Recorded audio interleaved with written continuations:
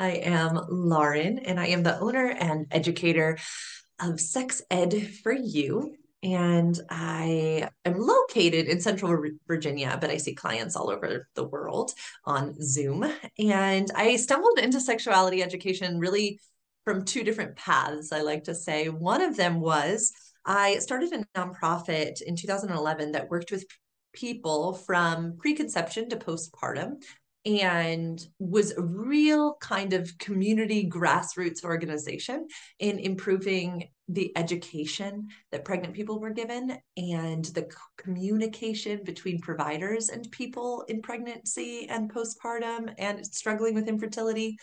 And along the way, we hosted panel discussions, and I would always look for sexuality educators and therapists and could hardly find any. And these little red flags would go off, and I'd put it in the back of my head, like, maybe someday do something about that. But I was running a nonprofit, and so was highly distracted. And then our nonprofit got acquired in 2019, and it was growing and growing at the same time as I was going through a divorce and realizing that as a purity culture survivor who had been a virgin on my wedding night and had saved sex for marriage, that I knew nothing. And that I also didn't know now who I wanted to be as a sexual being now that like sex had already happened. Like there was nothing I was saving. So I just started doing just deep reading in kind of 2018, 2019. And yeah, was just kind of blown away by everything that I didn't know and how unscary everything really was. So I decided to go back to school and I went to IC, the Institute for Sexuality Education and Enlightenment. And it was amazing. And when I first started, I thought I'd incorporate it into my maternal health work. I was like, oh, this is great. I mean, I can say what we do. But the deeper I got in, all of those red flags from the past where I had thought somebody really needs to do something about this, I realized that not only did somebody need to do something about it, that it might need to be me because I didn't see many me's, survivors of purity culture, out doing the work who were not only interested in helping the survivors, also helping the systems that had done the harm in the first place. Mhm. Because I truly believe that throwing the baby out with the bathwater and just swinging to the opposite end of the pendulum and pointing fingers isn't actually going to help anyone. And I also believe that there are people inside of faith structures and religious systems who also deserve to have good sex lives. And I couldn't see it being any better just to become a hatred, I don't know, like based business. So, yeah, stepped away from my nonprofit that I had built at the end of 2021 and launched Sex Ed for You in 2022. So that's me. And here you are. Here I am now. So, as you said, you're a purity culture survivor. How did this impact your understanding of your sexuality? How did it impact my understanding of the sexuality? I think is better. You know, everyone has a different experience in purity culture. So I like to speak only of mine, right? This is my opinion, my experience. Everyone's are very different. I grew up in a town called Lynchburg, Virginia, which is where Liberty University is located, which is the university founded by Jerry Falwell Sr. Jerry Falwell was very close friends with Billy Graham and all of the folks that kind of influenced the evangelical revolution that kind of washed through the United States of America. All these folks who were coming to a knowledge of faith in the 70s, 80s were were really ignorant and just wanted to parent their own children that they eventually had better than what they experienced. Mm-hmm. So we had this movement kind of happen called the True Love Waits movement that was a result of the AIDS crisis. And again, Lizzie, I don't think that anyone really had ill intentions. I think they wanted to protect people and work in there this weird understanding of people wanted to keep tax exempt statuses for the churches. And so they all needed to rally behind something. So it was weird. But Mm-hmm. my parents literally were a part of all of this. They became Christians late in life. Okay. And so when they were parenting me, I was their oldest of five kids. I don't think they knew anything. They had both been highly sexually active in their youth, and I think they just wanted something different. So not only was I raised with this understanding that virginity was really important, that being a virgin on my wedding night was very important, that my body belonged to my father, to my church, and then eventually to my husband. Mm. I was also raised on this courtship model, which is even, it's like more extreme, which was I was just not allowed to be with people of the opposite gender. I was not allowed to have a boyfriend. I was only allowed to have men pursue me with the intent of marriage, Mm. which, again, it's fine if you believe that like marriage is the only way and that's the epitome of the world. But I never was taught about anything such as body exploration, masturbation. Mm. Um, I started my menstrual cycle at 11, wasn't prepared for that, thought I was dying at summer camp. Yeah. Um, just no understanding of human sexuality and how it was mine. Not Mm. at all. Hmm. I was taught that it would be great in marriage, like really great. It was put up on such a pedestal that like it would just Wow. come naturally. Uh-huh. And that it'd be fabulous. So I also developed this very weird attachment to people who were not attracted to me Mm. because I was so conditioned to believe that men only wanted one thing, and so to stay away from men, and I just took on the responsibility of men's sexuality onto my own shoulders. Most purity culture survivors did, and so I naturally became attracted to sweet gay men. Like my first kiss, my first crush, all dear friends of mine now, ironically. But then, yeah, the end of my story is I ended up marrying a man who is also gay, and it was not good sex. One can just imagine how he was not attracted to my body. And so, boy, what a once over that does on you when you're Oh, married for 10 years yeah. and don't think you can talk to anybody about it because marital struggles inside of that type of religious system are to be kept between a husband and wife. I Mhm. didn't think I could talk to anyone. Yeah, it was really horrible. And I would love to help individuals not have the same experience because it Yeah. was bad. It was bad. Yeah. And I just know that it is so needed and so many people can relate to this on so many levels, even if they don't come back from a similar background. It's just like, you know, Mm-hmm. I was having this conversation with my partner the other day that like all of religious extremism has been taken over by the patriarchy, and like it's not the religion. It's nothing to do with the religion or the No. beliefs of the religion. It's like the control aspect that Yes. taken it to the next level, and it's just awful.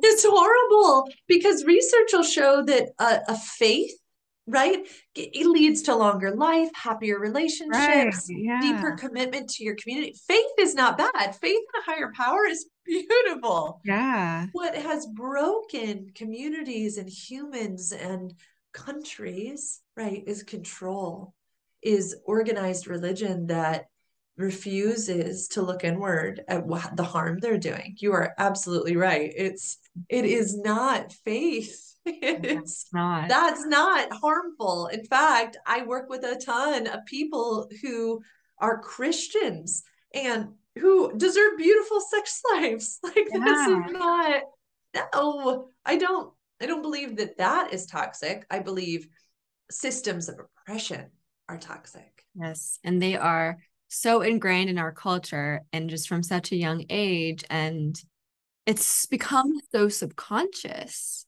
and Yes. so deeply written until you have a realization that you need to unwrite it. And even like, I see people who've done the work and there's still more work to be done because it will come up in a really unexpected way. And you might not realize that's what it is, but there Mm-mm. it is. And it's There it is. deep. Nope. I mean, I began this deconstruction work as kind of the hot term for it in this time, actually, exactly 5 years ago. And just the other day, my partner and I stumbled into an old wound, an old trauma that hadn't quite been figured out yet, that all originated in that world of before. Mm. And we're 5 years in of work, hard work, and reprogramming and completely different supports and boundaries and new values, but it still comes up. Yeah. So for people who have this deep religion or deep like cultural belief system that is based on similar values, how could they begin their journey towards understanding this and unpacking it in regards to their sexuality and sex life? Yeah. Such a good question. And you kind of touched on this before, but I want to bring it back up that we were saying it's kind of universal, right? And taken over by the patriarchy. And so many of us have been harmed by sex negative belief systems. Mm-hmm. And so I want listeners and viewers of yours to know that you don't have to have been raised in a purity culture to have had sex negative beliefs implanted in your body. Mm-hmm. They might still be there. So these things that I'm about to share, still try them, right? Still do these things, even if you're like, I wasn't raised in a purity culture. Yeah, you still might have some effects, especially since the True Love Waits movement ended in abstinence only education being taught in our school systems. This is where it all started, was purity movements. I mean, so it's funny. So school systems in the US are all because of all of this outpouring. So what I encourage my clients to do is either personal sexuality timeline. That's a great starting point, or this exercise, which is think about who was influencing your sexual values at the age of 7. Just take some time. Think about that one. 7. Then ask yourself, who was influencing my sexual values at the age of 14? Who and what, I should say, right? Was it peers at school? Was it your phys ed teacher who was also teaching health? Was it your youth group leader? Was it your mom? 14. Then ask yourself, final question, who was influencing my sexual values at the age of 21? Who and what? Were you at college? Were you in a serious relationship? Were you non-consensually, forced into something? Ask yourself at all of those instances. Then ask, who is influencing my sexual values now? Who and what? Once you've completed this whole thing, I want you to go back over this, and I want you to think about these labels and label each of these things at that time. So this is from the Reverend Beverly Dale, and she says that all of sexual values were kind of planted without our consent in like a garden, in a sexual garden. And we have explicit, latent, and body-based sex negative beliefs. Explicit, latent, and body-based. Explicit sex negative beliefs are like weeds that you can pull from a garden. So you can easily spot them. You can be like, yeah, I don't believe that anymore. Like, nope, not even an issue. So if you're going back over your timeline and at 7 years old, you heard a friend say, sex is bad, right? And you're like, no, I don't believe sex is bad anymore. That you can just label it with an E and be like, that's an explicit weed. Okay, I got it. I do know that sometimes that like pops in my head, or like it's a little thing I woo when somebody says something, but that's where that is. Nope, don't believe it.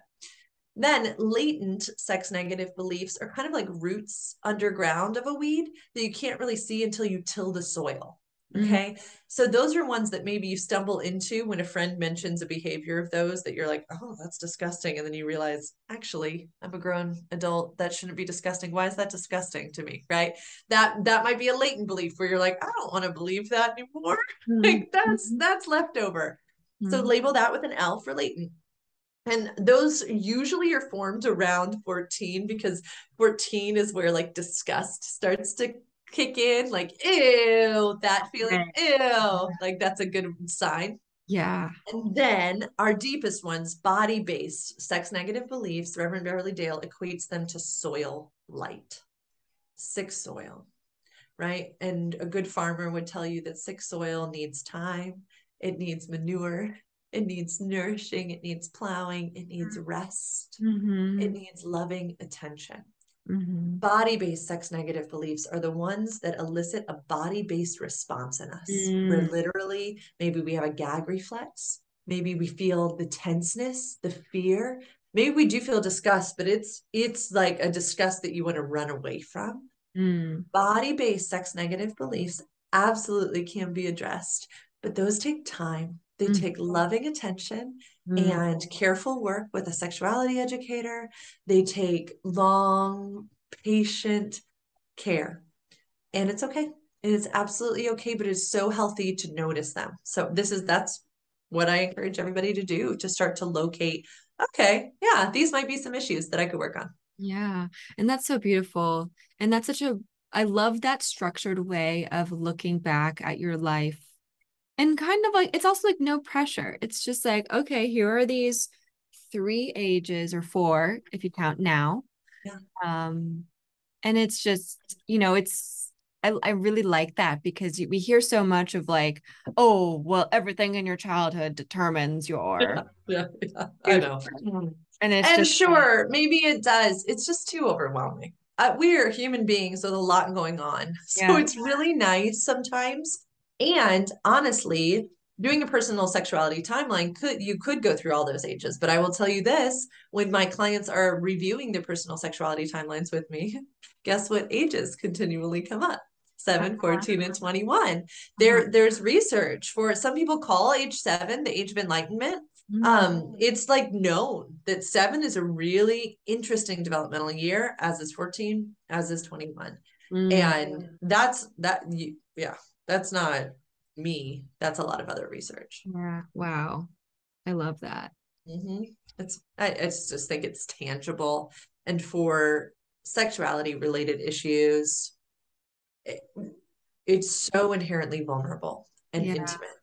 So Yeah. to start with some really clear guidelines is really beautiful. They're really fun questions to ask partners too, Yeah. because then we can start to see where their sex negative beliefs are located Yeah. and have some real conversations about them. I say all the time, that's what I'm curious about. Those are the conversations I want to be having, not why don't you want to do this? Or why do you always ask for? Yes. Like, forget that. Let's talk about where that belief came from or where that desire came from. That's more interesting.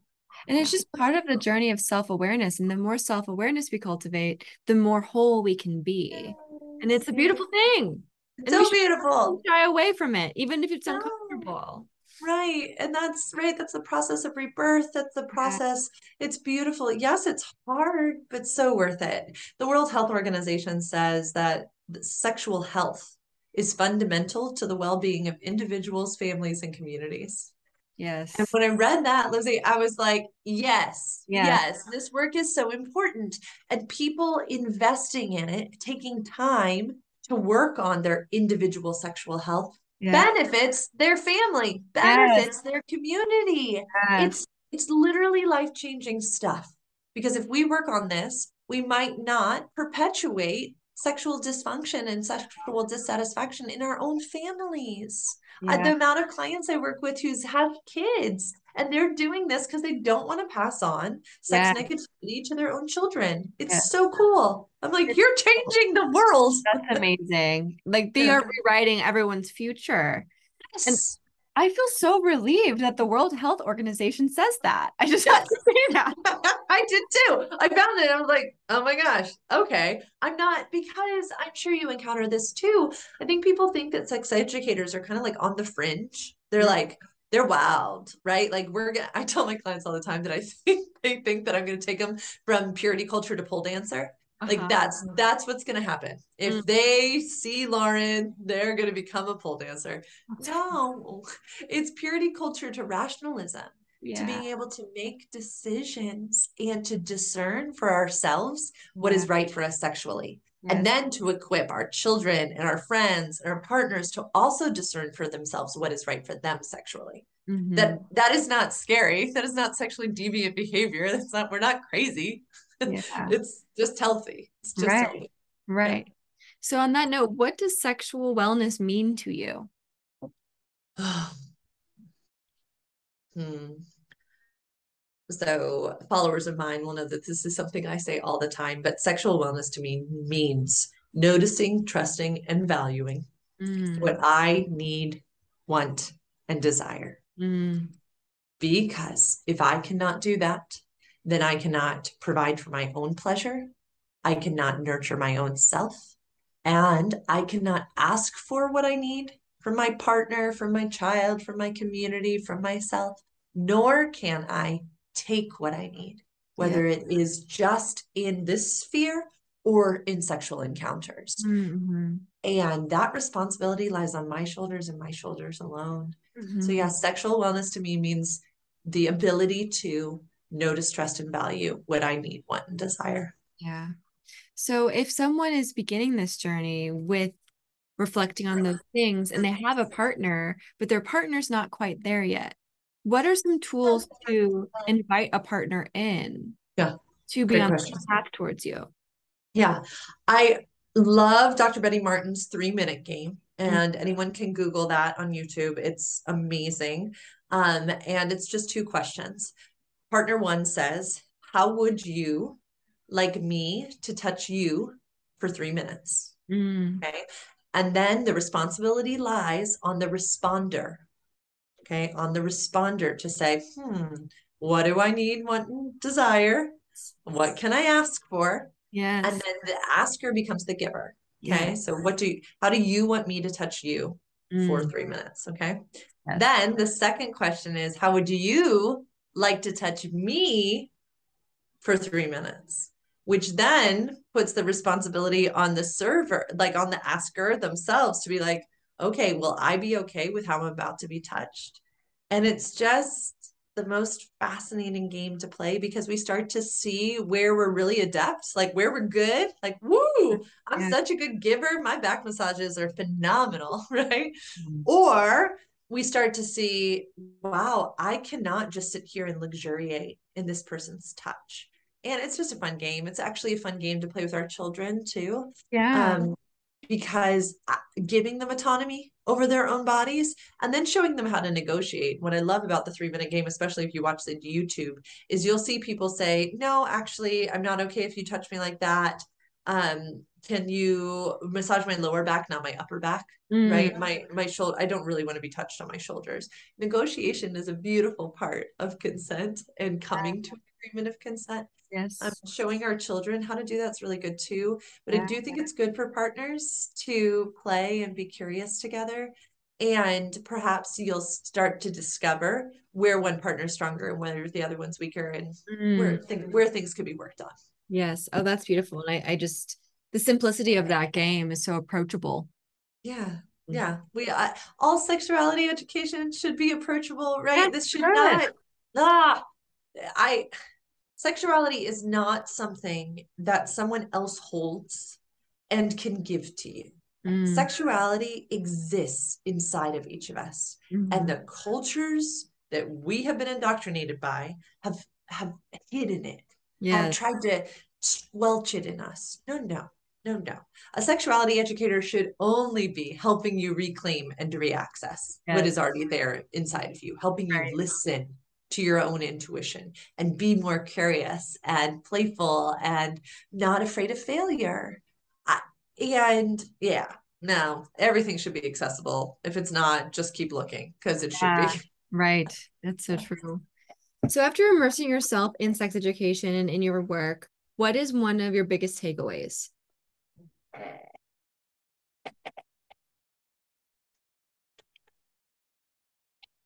How much posted this on Instagram the other day that sexuality is not everything, but that it is a part of everything. Yes. That had I known more about consent as a young person, had I known how much I was infantilizing the men around me and thinking that Mm. they were completely irresponsible of their own sexuality, right? Had I known that this whole concept of me covering my body was just perpetuating this myth that men had no self-control, Yes. right? Gross, gross.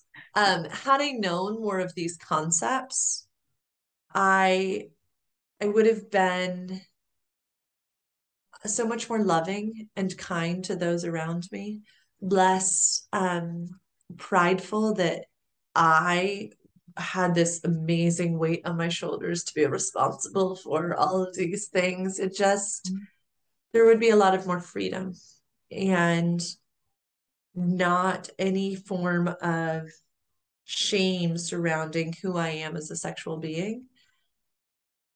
because there's nothing to be ashamed of. My body is beautifully made and deserves to be celebrated, and that deserves to be honored and protected. And that goes so deep. That's not just in sexual encounters that applies. That is in everything. Mm-hmm. And if there's one thing sexuality education has taught me, it's that it is a part of everything. Yes. And when you feed your pleasure and you feed yourself, like, I mean, back to the World Health Organization, it benefits everyone else in your life and the community around you. It's not something that shouldn't be overlooked. Yes, yes. No, if it is intrinsic, why? Mm, Right? I would love for your listeners and viewers to ask themselves, well, why is that?